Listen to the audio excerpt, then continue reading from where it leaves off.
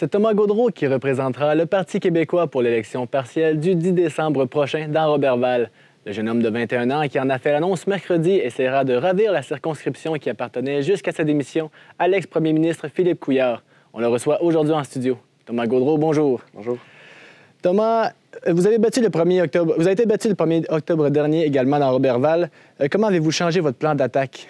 On garde la même stratégie. Notre stratégie, c'était d'aller voir les gens, comprendre leurs préoccupations.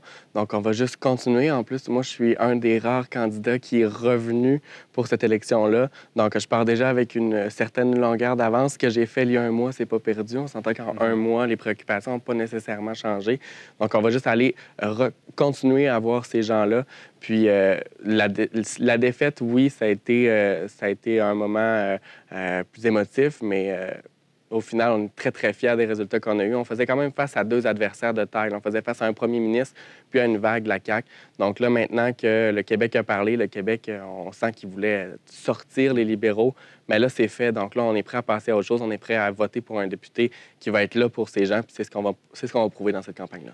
Et ne croyez-vous pas que les gens voudront voter pour Nancy Guillemette de la CAQ pour pouvoir avoir quelqu'un au pouvoir dans leur comté? Bien, en fait, c'est sûr que l'attrait du pouvoir peut être quand même assez attirant pour les électeurs du comté de Roberval. Ça, on en est très conscient. Mais il faut se dire que ça va être la 75e députée de la CAQ. Donc, ce ne sera pas quelqu'un qui va être en première ligne.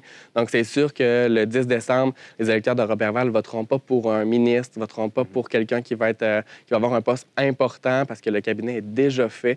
Donc, je me demande si les gens de Roberval vont vouloir voter pour quelqu'un qui va être assis peut-être en 4e rangée derrière puis qui va devoir dire ce que M. Legault veut bien qu'elle dise. Et c'est bien juste s'il va la reconnaître d'un corridor. Donc, oui, il y a l'attrait du pouvoir, mais je pense que l'attrait d'un député qui est là, qui va avoir la porte ouverte pour les gens de Roberval, bien, ça va peser dans la balance aussi. Les gens de Roberval, ils ont eu un premier ministre, mais il n'y avait pas de député. Donc là, moi, c'est ce que je vais leur offrir, un député avec la porte ouverte. Même s'il fait froid comme aujourd'hui, la porte va être ouverte pareil. En cas de victoire, vous allez être seulement 11 élus péquistes. Comment croyez-vous faire bouger les choses? Bien, en étant dans l'opposition, c'est un levier qui est très, très important parce que tu peux poser des questions au gouvernement. Donc, tu as une couverture médiatique aussi qui est plus présente sur toi. Donc, moi, j'ai travaillé au bureau de circonscription de Sylvain Gaudreault. J'ai été son attaché politique à l'Assemblée nationale. Donc, je sais que même dans l'opposition, tu peux faire bouger des choses. J'ai participé à ces dossiers-là. Puis, le fait de dénoncer parfois des situations, d'être la voix des gens qui n'en ont pas, bien, ça fait bouger les choses. Puis, on a cette couverture médiatique-là, même si on est dans l'opposition, parce qu'on a la chance, c'est comme ça que ça fonctionne, notre démocratie. L'opposition pose des questions au gouvernement. Donc, après ça, on leur lance la balle dans leur camp. C'est à eux de faire les efforts. Sinon, on va les talonner jusqu'à la fin pour avoir ce qu'on veut, parce que c'est ça, une opposition qui est forte, puis c'est ça qu'on va être aussi. Les dernières élections ont été les pires de l'histoire du PQ. Comment est-ce que vous comptez remettre un peu le parti sur les rails? Bien, dès demain, je serai à Montréal pour justement qu'on fasse le post-mortem avec tous les présidents des comtés du Parti québécois dans l'ensemble du Québec.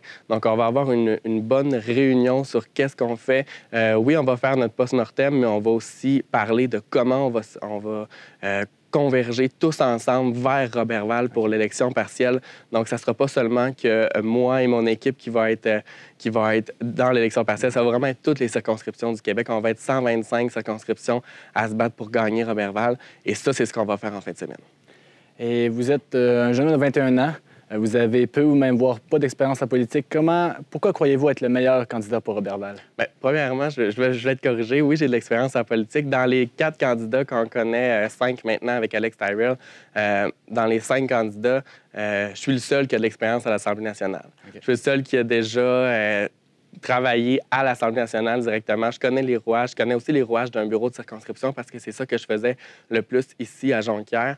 Donc, je connais vraiment la game aussi. Et je connais l'envers du décor aussi parce que j'ai été journaliste pendant 1 an. Donc, je sais un peu comment ça fonctionne, toute la couverture médiatique, donc cette joute politique, comme on peut l'appeler. Donc, oui, je suis quelqu'un qui est jeune, quelqu'un qui apprend très vite.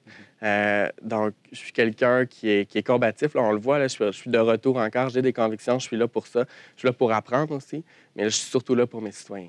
Donc, vous allez là, pas les mains vides. Vous avez un certain bagage derrière vous, là. Oui, exactement. Je pourrais dire que oui, je suis un des rares dans cette élection qui a un bagage d'Assemblée nationale.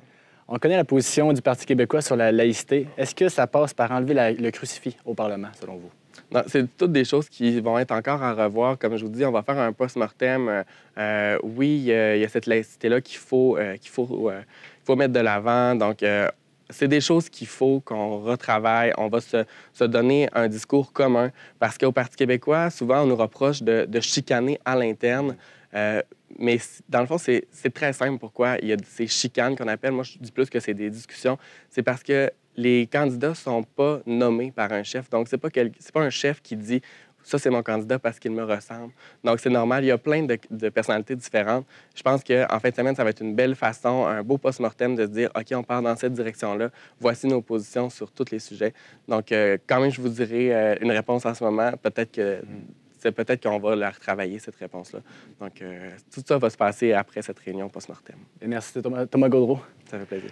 On s'entretenait avec le candidat péquiste de Roberval pour l'élection partielle qui aura lieu le 10 décembre prochain. Thomas Gaudreault, on se redit merci beaucoup.